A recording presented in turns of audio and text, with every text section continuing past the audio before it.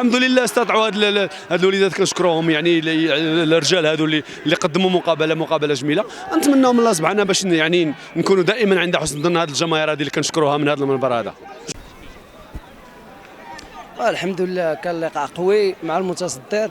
احنا امنا بالحظوظ ديالنا، تكون سونطرينا 90 دقيقه، عطينا اللي في الجعبه ديالنا. الحمد لله ربي ما خيبناش، قدرنا اننا نجيبوا 3 بوان اللي مهمه في هذه الوقيته. وكنبغيو نهديوها للجمهور اللي جا الملعب، وحتى الجمهور اللي تفرج عبر التلفاز او في اي شيء اخر.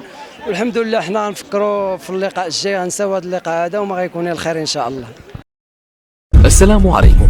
لا تنسوا الاعجاب بالفيديو والاشتراك في القناة تشجيعا لنا لنستمر بنشر المزيد إن شاء الله.